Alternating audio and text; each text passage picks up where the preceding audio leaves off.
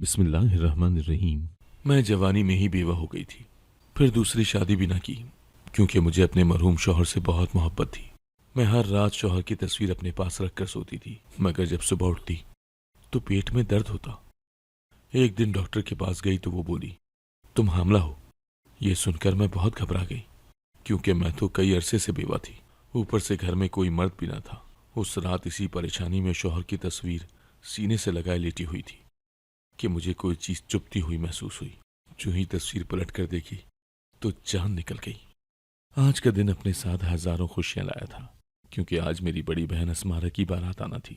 इसीलिए हम बहन भाइयों ने बहुत हल्ला गुल्ला किया था। वो हम सब बहन भाइयों में बड़ी थी। फिर मेरा नंबर आता था, और फिर मुझसे छोटी 2 बहनें और 1 भाई। हमारे घर ये पहली शादी थी। पूरा महीना ढोल की रखी थी। आज मैंने सोच रखा था कि अपने बहनोई से दूध पिलाई की रस्म में पूरे 5,000 बटोरूंगी, क्योंकि वो बहुत अमीर थे। मेरा बहनोई बहुत अच्छा कमाता था। मैं सुर्ख रंग की फ्रॉक पहने दूध का गिलास सजा रही थी जब अम्मी ने मेरा हाथ पकड़ा और मुझे अपने कमरे में ले गई। मैंने गौर किया तो वो मुझे परेशान लग रही थी। उनकी आंखों के पपोटे भी सोजिश ज़दा थे। ऐसा लगता था जैसे वो रोती रही हैं। मैं बोली, अम्मी क्या बात है, सब खैर तो है ना? अम्मी मेरे इस्तफसार पर बच्चों की तरह फूट फूट कर रोने लगी थी। फिर अम्मी ने मेरे हाथ में एक खत थमा दिया था। मैंने जल्दी से वो खत खोल कर देखा तो वो असमारा की तरफ से था। उसमें लिखा था, अम्मी मुझ में हौसला नहीं था कि अपने दिल की बात आपसे रूबरू कह सकती, इसीलिए खत का सहारा ले रही हूँ। मैं हमजा से शादी नहीं करना चाहती थी, क्योंकि मैं तो किसी और लड़के को पसंद करती थी। मैंने अपनी मोहब्बत पर समझौता कर लिया था अम्मी, मगर आज उसने मुझे कहा कि अगर मैं उसके साथ घर से ना भागी तो वो जहर खाकर अपनी जान दे देगा। अम्मी मैं ऐसा नहीं होने दे सकती थी, इसीलिए मैं अपनी मोहब्बत के साथ भाग रही हूँ। अम्मी मैं जानती हूँ कि इस तरह आपकी बहुत बदनामी होगी, मगर मैं मजबूर थी। मुझे माफ कर दीजिएगा, और हो सके तो अपनी दुआओं में याद रखिएगा। मैं तो बाजी का खत पढ़कर थर थर कांपने लगी थी। अम्मी बोली, फारिया तू बता, बहन के इस काले करतूतों का तुझे इल्म था? मैं फूट फूट कर रोने लगी और बोली, अम्मी खुदा की कसम मैं कुछ नहीं जानती थी, तो भी मैं उन्हें इस तरह की हरकत कभी न करने देती। अम्मी कहने लगी, अब हमारे पास और कोई रास्ता नहीं है। फारिया तुम्हारे अब्बू की इज्जत नीलाम हो जाएगी। बताओ इस सूरत हाल में हम क्या करें? मैं बोली, अम्मी मैं नहीं जानती कि हमें क्या करना चाहिए, लेकिन आप जो कहेंगी मैं आपके हुक्म के आगे सर झुका लूंगी। अम्मी ने मेरे सर पर हाथ रखा और बोली, अपने बाप की इज्जत बचा ले, अपनी बदबख्त बहन की जगह तुम दुल्हन बन जाओ। मैं हक्का बक्का रह गई थी। मुझे अम्मी से इस बात की तवक्को नहीं थी। मैं बोली, अम्मी ऐसा कैसे हो सकता है? अगर मैंने आपकी बात मान ली और ये शादी कर भी ली तो खुद सोचे, जब मेरे ससुरालियों को इस बात का इल्म होगा तो वो मेरे साथ क्या सलूक करेंगे? वो तो मेरा जीना दोभर कर देंगे। अम्मी कहने लगी, हाँ फारिया तुम दुरुस्त कह रही हो, मगर तुम्हें एक बात का इल्म है क्या? तुम्हारे अब्बू दिल के मरीज हैं, वो ये सदमा बर्दाश्त नहीं कर पाएंगे। आगे तुम्हारी मर्जी है, अपने बाप को कफन पहना दो या फिर ये सुर्ख लहंगा पहन लो। मैंने उस लहंगे की जानिब देखा तो आंखों से आंसू बहने लगे थे। फिर मुझे अपने बाप की खातिर अपनी खुशियों की कुर्बानी देना ही पड़ी थी। इतनी यकीन दहानी अम्मी ने मुझे करवा दी थी कि मेरे ससुराली यहाँ मेरा घूंघट नहीं हटाएंगे। मैं घूंघट के अंदर छुपी सारी तकरीब में रोती रही थी। मैं तो ये सोच भी नहीं पा रही थी कि जब मेरा दूल्हा घूंघट उठाएगा तो वो मेरे साथ कैसा सलूक करेगा। यकीनी तौर पर वो जल्लाद की तरह पेश आएगा। वो अपने घर वालों को कमरे में बुला लेगा और फिर वो सब मुझ पर लानत मलामत करेंगे। मैं रोती रही थी। खैर मेरे अब्बू ने मेरे सर पर हाथ रखकर मुझे रुखसत कर दिया था। वो नहीं जानते थे कि मैं असमारा नहीं बल्कि फारिया हूँ। मैं रुखसत होकर घर आ चुकी थी। मेरी सास मुझे मेहमानों में बिठाकर चंद रसूमात करना चाहती थी। मैंने सर दर्द का बहाना बनाया और हमजा से कहा कि मैं कमरे में जाना चाहती हूँ। हमजा ने अपनी वालदा से कह दिया कि आप बाकी रस्में सुबह कर लीजिएगा। उन्हें कोई एतराज नहीं हुआ था। मुझे मेरे कमरे में लाकर बिठा दिया गया था। मेरा दम घुटने लगा था। थोड़ी देर बाद ही हमजा भी कमरे में आ गए थे। उन्होंने जल्दी से मेरा घूंघट पलट दिया था। वो मुझे देखकर चंद लम्हों के लिए बिल्कुल दंग रह गए थे। वो तो कुछ बोलने की भी पोजीशन में नहीं थे। फिर उन्होंने बड़ी देर बाद जो जुमला कहा था मेरे आसाब को तोड़ने के लिए काफी था। वो बोले, तुम तो असमारा की छोटी बहन फारिया हो ना? मैंने इस बात में सर हिला दिया था। वो बोले, तुम यहाँ क्या कर रही हो और इस कदर रो क्यों रही हो? कुछ तो बताओ मुझे। मैं रोते हुए बोली, हमजा असमारा बाजी आज घर से भाग गई हैं। हमें उनके मुतालिक नहीं पता था कि वो कभी ऐसा भी कर सकती हैं। अम्मी ने ही उनका खत मुझे लाकर दिखाया था, जिसमें उन्होंने कहा था कि वो किसी और से मोहब्बत करती हैं, इसीलिए उसके साथ घर छोड़कर जा रही हैं। अम्मी बहुत परेशान हो चुकी थी। उन्हें अब्बू की इज्जत की फिक्र थी, इसीलिए मेरे सर पर दुपट्टा डालकर मुझे रुखसत कर दिया।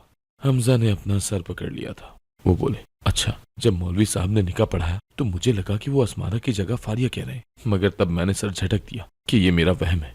मैं बोली, जी, अम्मी ने ही मौलवी साहब से मेरा निकाह पढ़ाने का कहा था। अम्मी कहने लगी कि सब मेहमान तो अपने आप में मसरूफ हैं, किसी का नाम की तरफ ध्यान ही नहीं जाएगा। हमजा ने सर हिला दिया था। फिर वो बोले, तुम इस कदर घबराई हुई क्यों हो? तुम्हें ये रिश्ता मंजूर नहीं था क्या? मैं बोली, मुझे नहीं पता कि मुझे ये रिश्ता मंजूर है या नहीं। इस वक्त मुझे जो चीज डरा रही है वो ये है कि अब आप और आपकी फैमिली मेरे साथ कैसा सलूक करेंगे। हमजा कहने लगे, फारिया, तुम एक बहुत अच्छी लड़की हो। इस बात के सबूत के लिए यही काफी है कि तुमने अपनी बहन की गलती को सुधारने के लिए खुद को पेश कर दिया। तुमने अपने वालिदैन को रुसवाई से बचा लिया। फिर अगर आज बारात खाली वापस लौटती तो यकीनन हमारी भी बदनामी होती। तुमने हमें भी तो बदनामी से बचाया है। वो अब मुस्कुराने लगे थे। कहने लगे, फारिया, तुम एक अच्छी खासी प्यारी लड़की हो। मुझे तुम्हें अपनाने में कोई मसला नहीं है। मैं तो हमजा की बातें सुनकर हैरान ही रह गई थी। क्या कोई सच में इतना अच्छा हो सकता है? मैं भी अब जरा पुरसुकून हो गई थी। तब हमजा ने मुझे अपना मोबाइल फोन दिया और कहने लगे, लो, घर पर बात कर लो। अपनी वालदा को बता दो कि हमजा को सच्चाई का पता चल चुका है। वो परेशान होगी, उन्हें दिलासा दो। हमजा की बात सच साबित हुई थी। जब मैंने अम्मी को फोन किया तो वो रोने लगी थी। कहने लगी, जब से तुम रुखसत होकर गई हो मैं सूली पर लटकी हुई हूँ। अच्छा हुआ कि तुमने मुझे फोन करके हालात से आगाह कर दिया। सुबह जब मेरी असलियत घर वालों में खुली तो सबने बहुत एतराज किया था। मेरी सास तो कहने लगी, हमजा, इसे अभी तलाक देकर घर से निकाल दो। इसके वालिदैन को भी तो पता चले कि ये धोखा नहीं चलेगा। ये रिश्ता ना हो गया यूं हो गया जैसे हम मंडी से सब्जी लेने गए हों। दिखाया कुछ और पैक करके कुछ और दे दिया। तब हमजा ने ही सबको पुरसुकून किया था।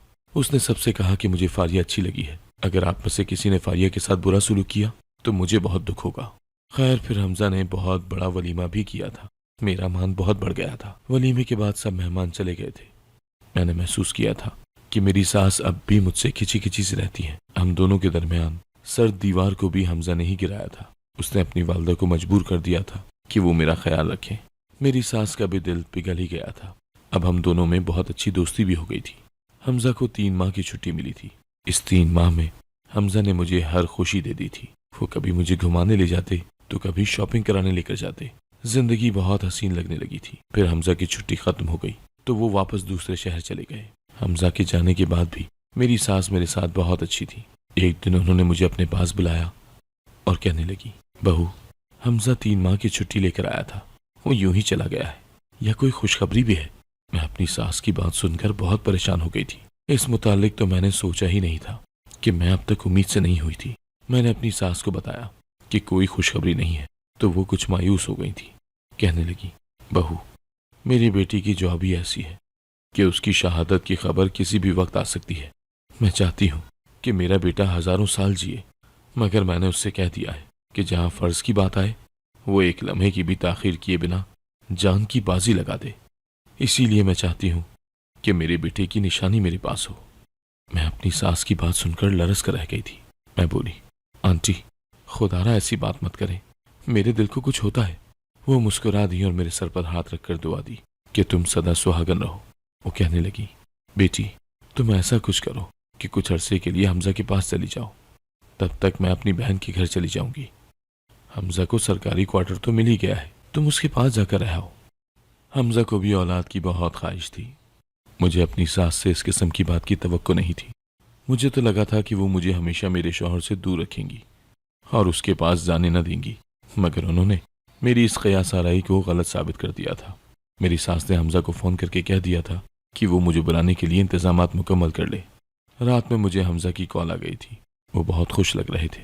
कहने लगे, लगता है मेरे जाने के बाद तुमने रो रो कर अपना हाल बुरा कर लिया है, जो अम्मी तुम्हें मेरे पास भेजने पर राजी हो गई हैं। मैं मुस्कुरा दी थी। वो कहने लगे, मैंने जब से ये खबर सुनी है कि तुम मेरे पास रहने के लिए आ रही हो, मैं खुशी से फूले नहीं समा रहा। मैं कल तक सारे इंतजामात कर लूंगा और फिर आकर तुम्हें ले जाऊंगा। मुझे ये सब किसी ख्वाब की माने लग रहा था। खैर, जो भी था, मैं बेइंतहा खुश थी। मैंने अपना सारा सामान पैक कर लिया था। मेरी सास भी मुझे देख देख कर मुस्कुराती रही थी। शाम में हमजा का फ़ोन आना था और फिर उसने मुझे बताना था कि इंतजामात मुकम्मल हो गए हैं या नहीं। शाम हुई तो हमजा के नंबर से फ़ोन आने लगा था। मैंने लरसते हाथों से कॉल उठाई थी। किसी ने हेलो कहा था, लेकिन यह हेलो मेरे हमजा का तो नहीं था। मैं घबरा गई थी। मैं बोली, जी कौन? दूसरी जानिब से आवाज़ आई, आप हमजा के घर से बात कर रही हैं? मैंने जल्दी से कहा, जी जी, मैं उनकी अहलिया बात कर रही हूँ। फोन पर खामोशी छा गई थी। आपको हमजा साहब की शहादत बहुत मुबारक हो। ये अल्फाज मुझ पर गोली की तरह आकर गिरे थे। मैं एकदम से ठह गई थी। मेरी सास ने जल्दी से मेरे हाथ से फोन थाम लिया था। फिर उन्हें भी हमजा की शहादत की खबर सुना दी गई थी। उनका मामला मुझसे बरक्स था। वो गम से ठह नहीं गई थी, बल्कि सीना चौड़ा करके कहने लगी, मुझे शहीद की मां होने पर फख्र है। ऐ काश मेरे 10 बेटे होते तो मैं अपने सभी बेटे इस वतन की मिट्टी पर वार देती। अपनी सास का यह जज्बा देखकर मेरी रीढ़ की हड्डी में सनसनी दौड़ गई थी। मैं उनके गले लगकर फूट फूट कर रोने लगी थी। वो भी हिचकियां ले रही थी, मगर मुझे रोने से मना करती जा रही थी। कहने लगी, बहू ये आंसू छुपा लो, गम न करो। ये ना हो कोई और औरत तुम्हारे आंसू देखकर घबरा जाए और अपने शौहर को नेक मकसद की खातिर जान देने से रोक दे। मैं तो उनके हौसले को देख देख कर हैरान होती जा रही थी। आखिरकार एक दिन के बाद मेरे हमजा को घर ले आया गया था। उसे बहुत शान और शौकत के साथ दफन किया गया था। मैं खुश थी कि मैं एक शहीद की बेवा थी, मगर दिल था कि संभलता ही नहीं था। वो इस सदमे से बाहर नहीं आ रहा था। हमजा बहुत अच्छे इंसान थे। उन्होंने मेरी इज्जत की हिफाजत की थी। उन्होंने मुझे लोगों के सामने रुस्वा होने से बचाया था। उन्होंने मेरे माँ बाप की लाज रखी थी। फिर मैं कैसे ना उस इंसान से मोहब्बत करने लगती। मैंने अपनी सास से कह दिया था कि मैं हमजा के बाद आपका सहारा बनूंगी। मैं घर से निकलकर आपके लिए कमाऊंगी। मगर मेरे कमाने की नौबत ही नहीं आई थी, क्योंकि हमजा की पेंशन आने लगी थी। घर का खर्च चल रहा था। अब हम दोनों औरतें घर में मुर्दों की तरह घूमती रहती थी। कभी कभार एक दूसरे से बात कर लिया करती थी। मेरी सास अक्सर कहती थी, काश हमजा का वारिस तुम्हारी कोख में पल रहा होता तो हमारे घर में इतनी उदासी ना होती। मैं भी यही सोचती थी कि काश हमजा जाने से पहले मुझे अपना वारिस देकर जाते। खैर यूं ही वक्त गुजरता गया और मेरी इद्दत पूरी हो गई थी। तब मेरे वालिदैन मुझे अपने साथ ले जाने के लिए आए थे। अम्मी ने मेरी सास से हाथ जोड़कर माफी मांगी थी और ये भी कहा था कि आप मेरी बेटी को दूसरी शादी की इजाजत दे दें। इसने 3 महीने की शादीशुदा जिंदगी गुजारी है। आगे पहाड़ जैसी लंबी जिंदगी है। कल कल को हम भी गुजर गए और आपको भी कुछ हो गया तो मेरी जवां जहां बेटी को लोग भेड़िए की तरह नोच खाएंगे। मेरी सास ने मेरे सर पर हाथ रखा और कहा, जब मेरी बेटी की शादी कीजिएगा तो मुझे भी जरूर बुलवाइएगा। मेरी अम्मी बहुत खुश हो गई थी, मगर मैंने उनके साथ जाने से इनकार कर दिया था। मैं बोली, अम्मी हमजा ने जाने से पहले मुझसे वादा लिया था। वो मुझे कहकर गए थे कि तुम मेरी वालदा का बहुत ख्याल रखना। अम्मी मैं अपने मरहूम शौहर को हुक्म नहीं टाल सकती। मैं अपनी सास को छोड़कर कहीं भी नहीं जाऊंगी। फिर अब्बू और अम्मी ने एड़ी चोटी का जोर लगा लिया था, मगर मैं उनके साथ नहीं गई थी। मेरे पास जिंदगी बसर करने के लिए हमजा की बहुत सी यादें थी। मैं हर शब हमजा की तस्वीर को गले लगाकर सोती और उनसे ढेरों बातें किया करती थी। यूं ही मेरी जिंदगी के 3 बरस बीत गए थे। मेरी सास बहुत ज्यादा बूढ़ी हो चुकी थी। मैं उनका बहुत ख्याल रखा करती थी, मगर अब कुछ दिनों से मेरी खुद की तबीयत भी ठीक नहीं रहती थी। मेरी सास भी मुझे कहने लगी थी कि फारिया तुम अपना बिल्कुल भी ख्याल नहीं रखती। देखो तो कितनी कमजोर हो गई हो। मैं उनकी बात हंसकर टाल दिया करती थी। एक दिन मेरी सास कहने लगी, फारिया मैं बहुत ज्यादा बूढ़ी हो चुकी हूँ। मेरी जिंदगी का कोई भरोसा नहीं है। तुम मेरी बच्ची शादी कर लो। कहीं ऐसा ना हो कि जब मैं मरकर हमजा के रूबरू जाऊं तो वो मुझे देखकर मुंह फेर ले और मुझसे ये सवाल करे कि आप मेरी बीवी को किसके पास छोड़कर आई हैं। आपको आपके मरे बेटी की कसम है, आपने आज के बाद मेरी शादी का नाम नहीं लेना। मेरी सास अपना सर पीट कर रह गई थी। अब मेरी तबीयत हर वक्त खराब रहने लगी थी। जी घबराया रहता, हर वक्त जी मतलाता, मगर मैं अपनी इस बीमारी को नजरअंदाज करती थी। लेकिन ये सब कुछ मेरी सास की जीरक निगाहों से बच नहीं सका था। वो कहने लगी, मेरी बेटी तुम तो बहुत कमजोर होती जा रही हो। मैं तुम्हारी वजह से बहुत फिक्रमंद हूं। तुम चलो मेरे साथ, मैं तुम्हें डॉक्टर के पास ले चलूं। मैंने इनकार कर दिया था, मगर आज तो मेरी सास बच्चों की तरह जिद करने लगी थी। वो कहने लगी, मैं तुम्हें हर हाल में अपने साथ लेकर जाऊंगी। और यूं वो मुझे डॉक्टर के पास लेकर गई थी। डॉक्टर ने मेरे कुछ टेस्ट किए और मेरा चेकअप करने के बाद बोली, बहुत बहुत मुबारक हो, आप तो हामला है। ये बात सुनकर मैं और मेरी सास दोनों हक्का बक्का रह गई थी। हमने एक दूसरे की जानिब देखा था। डॉक्टर अद्वियात का बताती रही और एहतियात का कहती रही, मगर मेरे पल्ले उसकी कोई बात नहीं पड़ रही थी।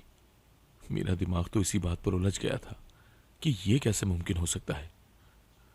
खैर, हम दोनों सास बहू घर आ चुकी थी। सारा रास्ता हम दोनों चुप ही रही थी। अब घर आकर मेरी सास ने मेरे सर पर हाथ रखा और बोली, बेटी, इस बच्चे के बाप को फोन करके बुला लो। मैं तुम दोनों का निकाह कर दूंगी। अगर तुम्हें इस बात का खौफ है कि मैं तन्हा रह जाऊंगी तो तुम मेरी फिक्र न करना। मेरे लिए किसी मुलाजमा का इंतजाम कर देना। अल्लाह का दिया हुआ सब कुछ है मेरे पास, फिर फिक्र की क्या बात है। मैं अपनी सास के गले लगकर फूट फूट कर रोने लगी थी। मैं बोली, आंटी, हमजा मेरी जिंदगी में आने वाला पहला और आखिरी शख्स था। उसके बाद मैंने कभी किसी आदमी के मुतालिक सोचा भी नहीं है। शायद डॉक्टर झूठ बोल रही हो। मेरी सास मुस्कुराने लगी थी और बोली, बेटी, घबराने की जरूरत नहीं है। तुम जवान जहां लड़की हो। मैं जानती हूं तुम्हें जिंदगी बसर करने के लिए सहारे की जरूरत थी। अच्छा हुआ कि तुमने ढूंढ लिया। बेटी, मैं तुम्हें गलत तो नहीं कह रही, फिर तुम क्यों घबरा रही हो। मैं कुछ कहे बिना कमरे में गई और कुरान पाक उठाकर ले आई थी। मैं बोली, इस किताब पर हाथ रखकर कहती हूँ कि मैं किसी मर्द से न तो मिलती हूँ और न ही बात करती हूँ। अब मेरी सास भी परेशान हो चुकी थी। वो कहने लगी, ये तो बहुत फिक्र की बात है। न जाने हमारे घर पर कौन नकब लगा जाता है। अब मैं और मेरी सास दोनों ही बहुत परेशान हो चुके थे। मेरी सास कहने लगी, बेटी, हमें मुजरिम को लाजमी ढूंढना है। आज शब ना तुम सोना और ना ही मैं सोऊंगी, फिर देखते हैं कि ये सब किसका किया धरा है। खैर, रात हुई तो मैं प्लान के मुताबिक अपने शौहर की तस्वीर सीने पर रखकर सोने का नाटक करने लगी थी। तकरीबन रात के 12 बजे मुझे ऐसा महसूस हुआ था जैसे कोई शख्स मेरे कमरे में दाखिल हुआ हो। मैंने जल्दी से दोनों आंखें खोल दी और उठकर बैठ गई। तब मुझे एक रुमाल नजर आया जिससे आने वाला शख्स मेरी नाक पर रखकर मुझे बेहोश करने वाला था, मगर मैं उठकर बैठ चुकी थी। सामने नजर पड़ी तो मैं दंग रह गई थी। जमीन और आसमान की गर्दिश रुक गई थी। वो कोई और नहीं बल्कि मेरा अपना शौहर था। मेरे सामने हमजा खड़ा था। तभी मेरे कमरे का दरवाजा फिर से खुला और मेरी सास भी कमरे में आ गई थी। वो भी हमजा को देखकर दंग रह गई थी। वो भाग कर आई और हमजा के गले लग गई थी। वो कहने लगी, हमजा, तुम कहाँ रह गए थे? जबकि मैं तो कुछ बोल ही नहीं पा रही थी। मैं सुन सी बैठी हुई थी। हमजा ठहर ठहर कर बोलने लगा था। वो कहने लगा, अम्मी, आप तो जानती है ना, मैं एक जासूस हूँ। मैं मुल्क के खातिर दुश्मनों और बागियों की जासूसी करता था। जिन दिनों मेरी शादी हुई थी उन दिनों आला हुक्काम को पता चला था कि हमारे मुल्क में दुश्मन दाखिल हो चुके हैं जो अहम राजों को हासिल करके मुल्क में शर और फसाद फैलाना चाहते थे। मैं एक माहिर जासूस था, इसीलिए मुझे वापस ड्यूटी पर बुलवा लिया गया था। सब कुछ ठीक ठाक चल रहा था, मगर फिर आपने ये फैसला किया कि फारिया को मेरे पास भेजना है। इसीलिए मुझे अपनी मौत का झूठा नाटक करना पड़ा। अम्मी, मेरे साथ जो लड़का इस टास्क में शामिल था वो शहीद हो गया था। उसके आगे पीछे कोई नहीं था। उसका पूरा चेहरा भी झुलसा हुआ था। इसीलिए मैंने ये कहलवा दिया था कि वो मेरी लाश है, क्योंकि इस टास्क में मेरे बचने के इम्कानात बहुत कम थे और ये भी हो सकता था कि मेरी लाश भी आपको न मिलती। मैंने अपनी तरफ से लाश भिजवा कर तमाम काम कर दिया था, लेकिन मेरी खुशकिस्मती ये कि टास्क भी मुकम्मल हो गया और मैं भी बच गया। अब मैं वापस आना चाहता था, मगर आप दोनों से शर्मिंदा था। समझ नहीं आता था कि क्या करूं। बस फिर मैंने ये प्लान किया कि जब फारिया हमला हो जाएगी तो आप लोग बच्चे की बाप को तलाश करते करते मुझ तक पहुंच जाएंगे। वही हुआ ना। अम्मी, आपको बहुत मुबारक हो, आप दादी बनने वाली हैं। वो दोनों माँ बेटा बहुत खुश थे। फिर मेरी सास कमरे से चली गई तो हमजा मेरी जानिब मुतवज्जा हुआ था। वो मुस्कुराकर बोला, मुझे माफ नहीं करोगी? मैं चीखने लगी थी। मैं बोली, मैंने 3 साल बेवगी का अजाब सहा, क्या वो काबिल माफी है? मैंने अपनी जिंदगी के 3 खूबसूरत साल गम की नजर कर दी है, क्या ये कम है? हमजा कहने लगा, तुम हर चीज में हक बजानिब हो, मगर फारिया, एक बार मैंने तुम्हें अपनाया था जब तुम घबराई हुई थी। आज मैं घबराया हुआ हूं, तुम मुझे अपना लो। हमजा की इस बात के बाद मैं कुछ भी कहने के काबिल नहीं रही थी। मैंने उन्हें माफ कर दिया था। मैं हमजा जैसे खूबसूरत बेटे की मां बन चुकी हूं। ये दिन मेरी जिंदगी का सबसे खूबसूरत दिन है। ये वक्त हमने बहुत मोहब्बतों में गुजारा था। मैं अल्लाह की शुक्रगुजार हूं कि उसने मेरा शौहर मुझे वापस लौटा दिया और उसकी गैर मौजूदगी में मेरे कदमों को बहकने से रोक लिया था, वरना शायद आज मेरी किस्मत में ये खुशियां ना होती। अगर आपको आज की कहानी पसंद आई है तो वीडियो को जरूर लाइक कीजिएगा और अपने दोस्तों के साथ भी शेयर कीजिएगा। और हाँ, अगर आपने अभी तक हमारा चैनल सब्सक्राइब नहीं किया तो जरूर सब्सक्राइब करें। मिलते हैं कल एक नई और दिलचस्प कहानी के साथ। अल्लाह हाफिज।